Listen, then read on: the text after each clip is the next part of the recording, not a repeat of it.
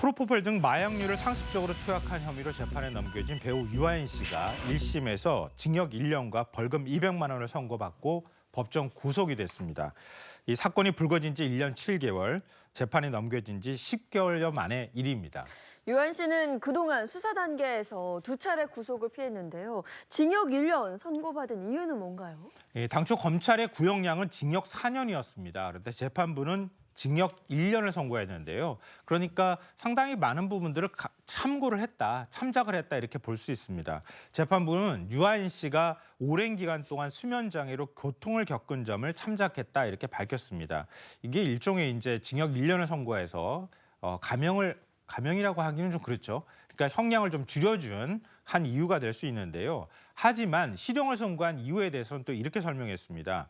의료용 마약의 관리 허점을 이용해서 상습 투약해서 죄질이 좋지 않고 마약의 위험성에 대한 경각심이 부족하다. 관련 규제 등을 경시한 것으로 보인다. 이렇게 판시했습니다.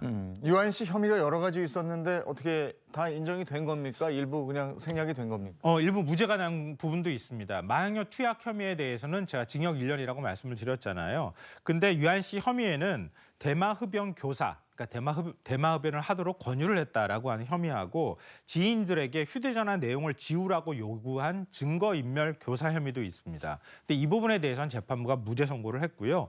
범행을 숨기려고 공범인 너튜버를 해외로 도피시키고 다른 공범에 대해서 진술을 번복하도록 회유 협박한 혐의에 대해서도 무죄로 판단했습니다. 네, 구치소에 수감된 유아인 씨 앞으로는 어떻게 될까요? 일단 1심 판결이 나왔기 때문에요. 항소를 할지 말지가 최대 관심사가 될 수밖에 없거든요. 그러니까 유아인 씨 입장에서는 일단 법정 구속이 된 상태이기 때문에 2심에서 만약에 징역형의 집행유예가 나올 가능성을 아마 생각해 볼 거예요. 네. 그러니까 항소할 가능성이 높다 이렇게 봐야 될 것 같고요. 검찰 입장에서도 원래 징역 4년을 구형했기 때문에 지금 징역 1년 선고는 너무 형량이 작다 이렇게 판단할 수 있기 때문에 검찰 역시 항소할 가능성이 있습니다. 근데 형이 선고되고 난 다음에 한 일주일 이내에 항소 여부를 결정해야 하거든요. 그러니까 일주일 정도 내에 유아인 씨가 항소를 할지 말지 좀 지켜보면 어떨까 싶습니다. 좀 더 봐야 되겠군요. 그러니까. 네네, 그렇습니다. 네.